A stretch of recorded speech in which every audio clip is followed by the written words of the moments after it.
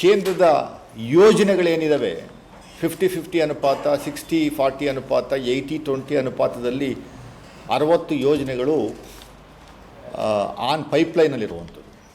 ಅದಕ್ಕೆ ಈಗ ಇತ್ತೀಚಿನ ದಿನಗಳಲ್ಲಿ ಅದನ್ನು ಕಮ್ಮಿ ಮಾಡ್ಕೊಂಬರ್ತಾವ್ರೆ.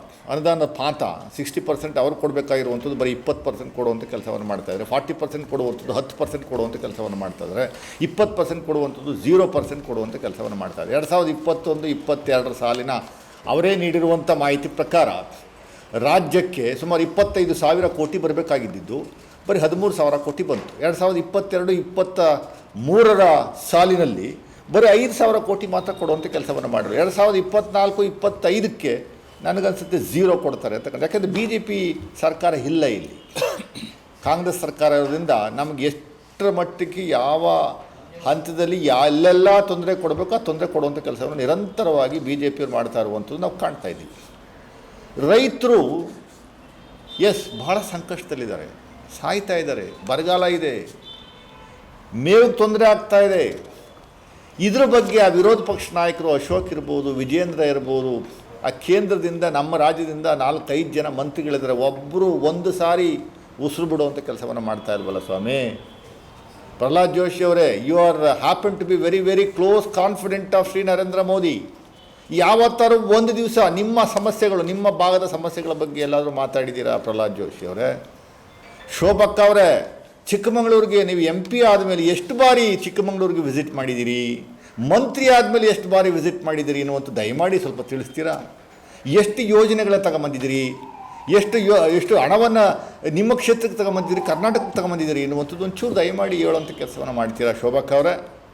ದಯಮಾಡಿ ಹೇಳಿ. ಚುನಾವಣೆ ಬರ್ತಾ ಇದೆ ಅನ್ನುವಂಥದ್ದಕ್ಕೆ, ನೀವು ಜನರ ದಿಕ್ಕನ್ನು ತಪ್ಪಿಸುವಂಥದ್ದಕ್ಕೆ, ನಮ್ಮ ರಾಜ್ಯದ ಏನು ಗ್ಯಾರಂಟಿ ಸ್ಕೀಮ್ಗಳಿರ್ಬೋದು, ಅಭಿವೃದ್ಧಿ ಕಾರ್ಯಕ್ರಮಗಳು ಏನು ಭಾಳ ತ್ವರಿತಗತಿಯಾಗಿ ಎಫೆಕ್ಟಿವ್ ಆಗಿ ಅದು ಚಾಲನೆ ಕೊಟ್ಟು ಅನುಷ್ಠಾನ ಮಾಡ್ತಾಯಿದ್ದೀವಿ, ಅದನ್ನು ದಿಕ್ಕು ತಪ್ಪಿಸ್ಬೇಕು ಅನ್ನುವಂಥ ಏಕೈಕ ಉದ್ದೇಶದಿಂದ ಟ್ರಿವಿಯಲ್ ಇಶ್ಯೂಸ್, ಭಾಳ ತುಚ್ಛವಾಗಿರುವಂಥ ವಿಚಾರಗಳನ್ನು ಕೈಗೆತ್ತಿಕೊಂಡು ನೀವು ದೊಡ್ಡ ಮಟ್ಟದಲ್ಲಿ ಬಿಂಬಿಸುವಂಥ ಕೆಲಸವನ್ನು ಮಾಡ್ತಾಯಿದ್ದೀರ. ನಾಚಿಕೆ ಆಗಲ್ವ ನಿಮಗೆ BJPಯವರೇ?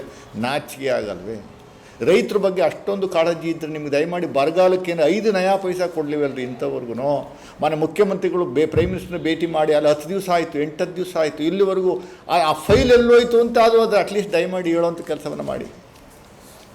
ಯಾವ ಕಾರಣಕ್ಕೂ 5 ಪೈಸಾ ಕೊಡಲ್ಲ ನೀವು ರೈತರ ವಿರೋಧಿಗಳು, ಜನ ವಿರೋಧಿ, SC ST ವಿರೋಧಿ, OBC ವಿರೋಧಿ, ಮೈನಾರಿಟಿ ಅಂತೂ ನಿಮ್ಮ ಲಿಸ್ಟಲ್ಲೇ ಇಲ್ಲ ಬಿಡಿ.